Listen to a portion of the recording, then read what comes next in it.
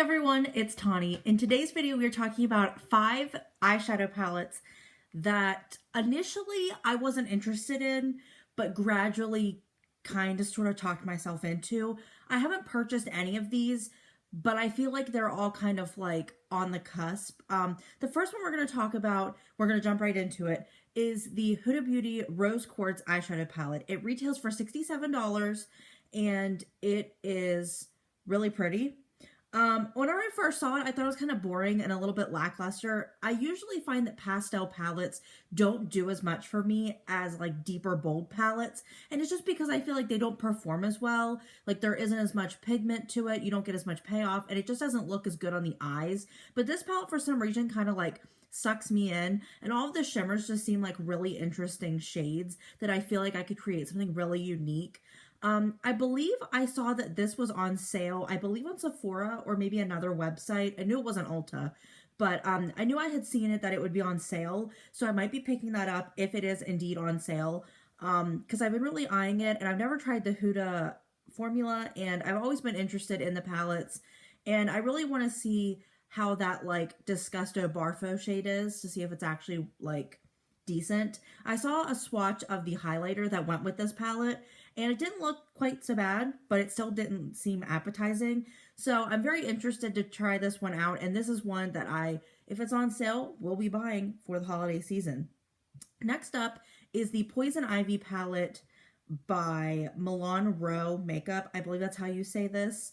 This is a collaboration with Doodles by the Bunny.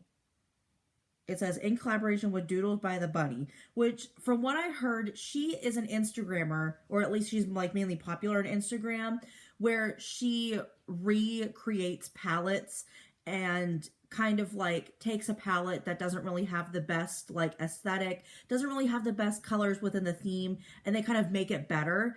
And this was kind of a palette that she had sort of created based off of Poison Ivy, the DC comic character. I believe she's DC. I think this palette is really cool and very unique. It has some nice blues in there, some really pretty greens, and even some deep, rich colors that I feel like could kind of like darken your look a little bit. And while I'm not a big fan of green, and green's not quite my color, I feel like I want to try it to see how good this palette is. And it says there's 7 matte shades, 1 glitter shade, 2 shimmer shades, and 4 metallic shades. And I think the 1 glitter shade is either the gold in the bottom row called Such an Itch, or it's Vine. I actually can't quite tell, but I'm thinking it's one of those two, or it could be Ivy, because they kind of look like they're a little bit chunkier than what like a metallic or a shimmer would be. But I'm still really interested in this palette, and I think it's something really like different than what we've seen. It's like such a unique green palette that I feel like we haven't seen something so cool in a while in terms of a green palette. So I'm interested to try this out and to see how good the formula is from this brand. And it's only $39. So that's not bad for an eyeshadow palette that gives you a good many shades. So it might be worth checking out, even if it's not on sale. $39 still not bad, not that bad. Next up is from Alamar Cosmetics, and I have not seen a whole lot from Alamar Cosmetics recently. I feel like they kind of just like slid under the radar. They came out with some contour palettes, and those seem to do okay, but not like spectacular like the blush palettes did. But I was still kind of like keeping them in the back of my brain to see like if anything new would come out, if anything I was interested in buying would actually come out. And this new collaboration with the new Disney Plus show Encanto seems very interesting. It's $32 and you get 12 shadows, and I think the shades look really interesting. There's a lot of like pops of color, but also keeping it very muddled and deep and like kind of neutral, so you can still do like a basic look. I feel like basic me would be able to do good looks, and then I'd also be able to use the fun shadows to like create something different. So this is one that's kind of like caught my eye that I'm like considering buying, even though I have no interest whatsoever in watching the new show and or movie on Disney Plus. It's just not for me. I'm just not into that, like, I don't know. And then the animation just doesn't seem quite like what I want. I want like old Disney, and this is new Disney, and I don't really like the way it looks. So it's just not for me, but this palette could potentially be. So we'll see if I pick that up. Another one I'm thinking of picking up is from ColourPop, and it's the new Rudolph the Red-Nosed Reindeer collection. It is the eyeshadow palette. And every time I see this eyeshadow palette, I think, I don't need this. I have those shadows. I know how ColourPop works. I have basically all of those shadows already, save for like some greens or something. But every time I look at it, I just get this like surge of like Christmassy like cheer that I'm just like, I have to have this. It's Christmas. I feel like this is one of the more Christmassy palettes. The e.l.f. palette that was in collaboration with Makeup Revolution didn't quite seem to really hit that for me. Then again, e.l.f. is not a movie that I like and or have seen. I just don't like Will Ferrell. Come for me if you will, I'm just not a fan.